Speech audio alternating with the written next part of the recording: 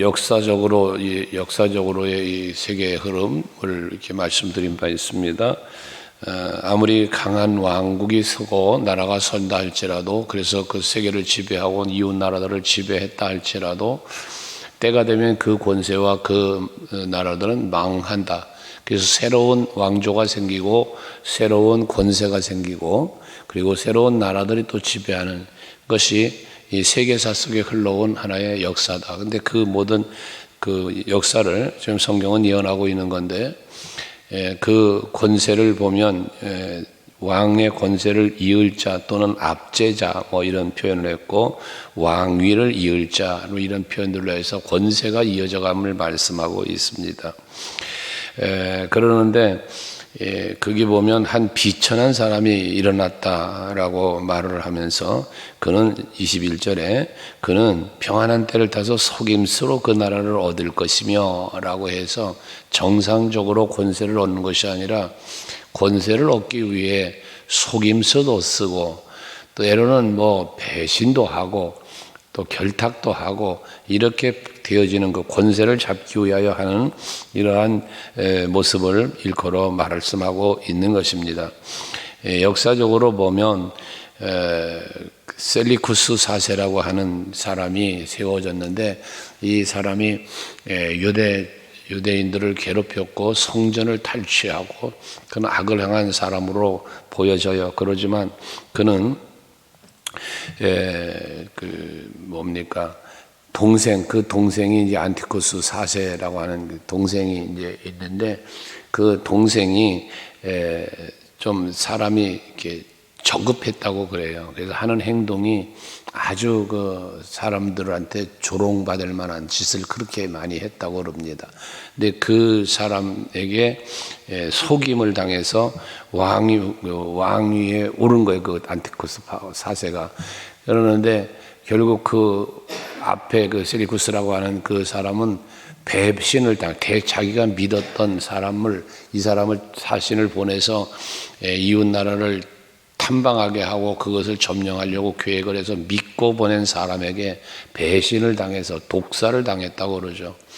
그리고 난 뒤에 이제 안티오쿠스가 왕좌에 오르는 건데, 이 사람조차도 원래는 자기의 조카가 올라가야 되는데 정상적인 것으로는 그렇게 하지 않고 거짓말하고 또 속여서 왕위를 오르게 되어지는 그러한 것이 계속 반복되었다는 얘기거든요. 그래서 비천한 사람이라는 말을 한 거고 속임수라는 말을 한 것입니다.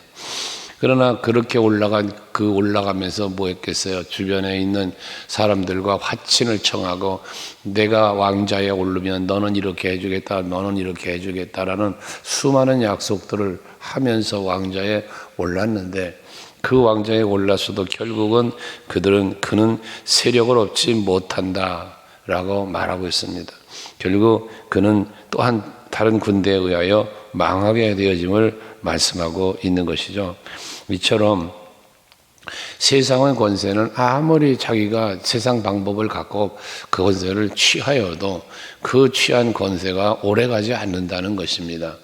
뭐 우리나라만 보더라도 이 조선 시대에도 보면 세상에 아버지가 아들을 죽이질 않나, 아들이 아버지를 죽이질 않나, 형제가 형제를 죽이질 않나, 그 얼마나 그 참 추악스러운 모습들이 있습니까? 이 도덕적으로도 윤리적으로도 맞지 않은 짓들을 해요. 무엇 때문에? 권세 때문에 그러는 겁니다. 그렇게 붙잡은 권세가 오래 가느냐? 그러질 않습니다. 조선시대의 왕조를 실록을 조사해 보면 평균 연령이 40을 못 넘었다잖아요. 30대를 살았다고 뭐 그런 말을 하던데, 그렇게 생명도 오래 살지 못하고 권자도 오래 누리지 못하고 그랬다는 거예요. 그러니까 세상에서는 권세도 명예도 생명도, 우리 생명도 영원한 게 없어요.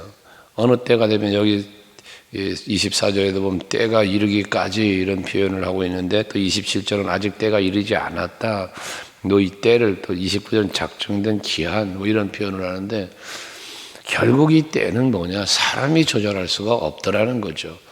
모든 때는 하나님이 주관을 하신다는 것입니다.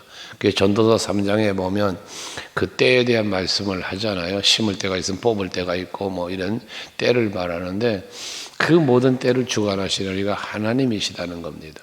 하기에 모든 세상 권세가 그렇게 강했던 애굽에서도, 애굽 왕 바로도, 바벨론의 느부갓네살 왕도 아무리 권세가 강했어도 하나님께서 역사하시니까 세상에 아무것도 아닌 풍전등화와 같이 되어버리는 그런 경우들도 얼마나 있었습니까? 하기에 우리는 살면서 너무나 세상 권세에 빠져 살지 말고, 세상 욕심에 빠져 살지 말고, 오직 하나님의 뜻을 분별하고 하나님이 하시는 일을 바라보면서 그 은혜 속에 살기를 힘쓰는 여러분들이 되시기를 바라고, 그 은혜의 궁극적인 종착지는 하나님의 나라라는 사실 또한 기억하면서 그 나라를 바라보고 소망하며 살아갈 수 있는 여러분 모두가 될 수 있기를 바랍니다. 그런데 그렇게 이제 왕조를 그렇게 막 속이기도 하고 하면서 잡아가는데 26절에 보면요, 그의 음식을 먹는 자들이 그를 멸하리라는 표현도 나와요. 그의 음식을 먹는 자들이 그를 멸한다는 게 뭐겠습니까? 그의 음식을 먹는다는 것은 가족이거나 또는 함께 한 공간에서 함께 가까운 지인을 말하는 거예요. 표현을 하는 건데요. 가까운 지인에게, 가까운 사람에게 또는 신뢰했던 사람에게 배신을 당하게 된다는 걸 말하는 거예요. 앞에서도 말씀을 드렸지만 믿었던 사람에게 배반을 당하고 그 배반을 당하니 얼마나 마음이 아팠겠습니까? 그래서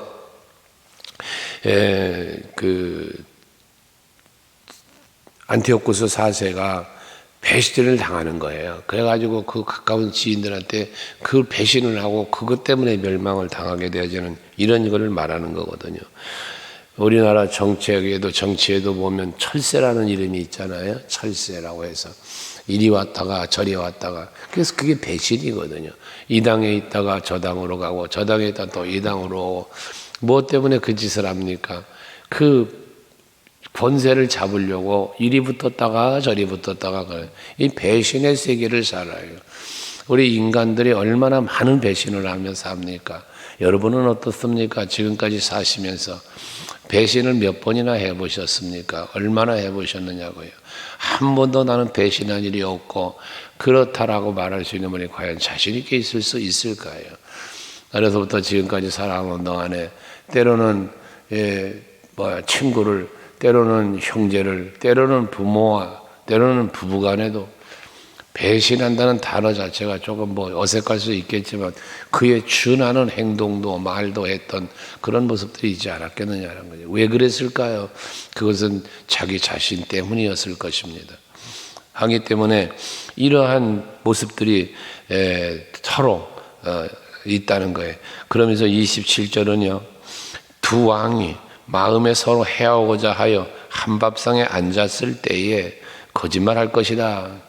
이게 뭐냐면 두 왕이 합치는 거예요. 화친하는 거예요. 야, 우리 협력하자. 우리 잘 마음을 합치자. 힘을 합치자. 그래서 우리가 주변 나라들을 잘 한번 다스려 보자. 화친한 거예요. 한 밥상에 앉았다는 거는. 그게 말은 그렇게 하는데 뒤에선 뭐 한다? 서로를 해하려고. 어떻게 하면 저 사람을 죽일까? 언제 저 사람을 좀 해하고 내가 혼자 왕권을 잡을까? 권세를 잡을까? 마음에는 그 생각을 하면서도 식탁에 같이 앉아가지고 거짓말을 한다는 거예요. 친하게 지내자, 우리 잘 지내자, 그랬다는 거죠. 말로는 화친을 하고 마음으로는 해야 할 걸 계획하고, 그리고 궁극적으로는 결국 그렇게 서로를 멸하려고 한다는 거거든요. 하지만 그것이 형통치 못한다, 이루어지지 않는다라고 지금 27절은 말하고 있는 것이고요. 특별히 28절 이하에는 거룩한 언약에 대한 말씀을 하는데, 이 거룩한 언약은 하나님께서 택한 백성들에게 주신 언약입니다. 근데 이 거룩한 언약은 이스라엘 백성들에게 주신 하나님의 언약인데, 이 언약을 거스르고 자기 마음대로 행하고 본토로 간다는 거예요. 그러니까 유다 백성들을 괴롭히고 성전을 파괴하고 성전에 있는 기물들을 또 가지고 그리고 간다는 이야기거든요. 이 하나님의 거룩한 백성을 그렇게 괴롭혔다는 이야기인 거예요. 그런데 그렇게 괴롭히는 것이 29절, 30절 벌써 쭉 이어지는데 거기에 보면 작정된 기한에라고 말씀하는데 이 여기서 작정된 기한이라는 것 하나님의 때를 말합니다. 하나님이 말씀하신 기한이 차면 때가 되면 그 말이에요. 그래서 앞에서 바벨론 왕 느부갓네살 같은 경우도 하나님의 때가 되니까 세상에 들에 가서 짐승처럼 풀 뜯어먹고 살다가 기한이 차니까 하나님이 다시 그걸 회복시켜 주시기도 하고 이랬던 것들을 보잖아요. 70년간 백성들이 종노릇하다가 그 때가 되니까 다시 돌아왔다. 이는 하나님의 때가 있다는 것입니다. 그래서 하나님의 때가 되어질 때 그들은 30절에도 보면 거룩한 언약에 대한 분노가 있었다라고 표현하고 있고요. 31절에 보면 그들이 가서 성소를 갖다가 더럽혔다는 거예요. 성소를 더럽히고 매일 드리는 제사를 폐하고 멸망하게 한 것, 가증한 것을 세울 것이며 그러죠.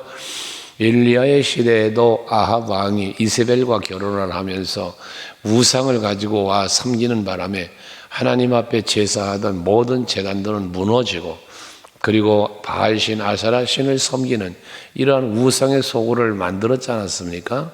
갈멜산에서 여호와 하나님이 참 하나님이심을 엘리야와 그 바알 선지자, 아세라 선지자들과의 이 결투에서 하나님의 승리를 이끄시고 그리고 아합이 죽고 이세벨도 죽고 그러면서 이어지는 종교 개혁으로 또 다시 한번 바르게 세워졌던 나라들 그런 이 하나님의 언약과 하나님이 하시는 일을 보게 되어지는데 이렇게 하나님의 성전을 파괴하고 성도들을 괴롭히고 제사 오늘날에 말하면 예배를 제대로 드리지 못하게 하고 이런 짓을 했단 말이에요. 우상을 섬기고 그랬다는 거거든요. 근데 이렇게 악을 행하고 그렇게 타락을 시키고 하지만 32절에 보면 오직 자기 하나님을 아는 백성은 강하여 용맹을 떨치리라 라고 말합니다. 그러니까 아무리 핍박이 있어도 아무리 저들을 괴롭히고 예배하지 못하게 해도 그러나 하나님을 아는 사람 백성들은 강해서 용감해졌다는 거예요. 다니엘은 포로로 잡혀가서도 얼마나 강직한 믿음을 지켰습니까? 그 친구들도 마찬가지고요. 이것처럼 아무리 시대가 타락을 하고 아무리 죄가 간영한다 할지라도 하나님을 알고 하나님을 믿고 여호와를 경외하는 사람은 절대로 그 믿음이 흔들리지 않는다는 것이죠. 창세기 6장의 노아의 이야기에서도 우리가 보듯이 세상의 죄악이 간영해서 가득해서 하나님이 홍수로 심판하실 계획을 잡았다고 그러잖아요. 하지만 노아는 하나님께 은혜를 입었다는 거예요. 그게 왜 그런 하나님은 노아는 당대의 완전한 자라라고 말하지 않습니까? 의인이라 하나님과 동행을 했다. 그것은 그렇게 세상의 죄악이 가득한 중에도 노아는 그 신앙을 지켰다는 것 아니겠습니까? 이렇게 믿음을 지키는 무리가 있다는 거예요. 초대교회 같은 경우도 얼마나 그 핍박이 심했습니까? 사람들을 갈기갈기 찢겨 죽이고 세상에 먹베어 죽이고 확 불에 태워 죽이고 그 예수 믿는 사람들을 그렇게 박해를 했어요. 그런데도 불구하고 그런 현 상황, 그런 위협과 그런 어떤 고통 속에서도 그 믿음을 지키는 그 초대교회의 성도들의 신앙, 이게 바로 하나님을 아는 자들의 강하여지고 용맹해지는 거단 말이죠. 죽음을 두려워하지 않았다는 거예요. 그리고 하나님 앞에 예배 드리는 것을 그러한 상황에서도 멈추지 않았다는 거예요. 그걸 멈추지 않고 예배하려고 지하 깊은 곳 땅굴을 파고 들어가서 그곳에서 예배하며 하나님을 찾았던 그 터키에 갔을 때 대륜구유라고 하는 그 깊은 굴이 그들의 신앙을 지키기 위한 몸부림을 보여주었던 모습들 아닙니까? 처처에 동굴을 파고 그 높은 산 꼭대기로 기어 올라가 거기서 동굴을 파고 살면서 하나님 앞에 경배했던 그들의 그 강직한 신앙, 그것을 볼 수 있듯이 오늘날 우리들도 우리의 믿음과 사랑을 지키고 강하고 담대하게 세상을 이기고 악의 유혹을 이기는 삶을 살아야 할 것입니다.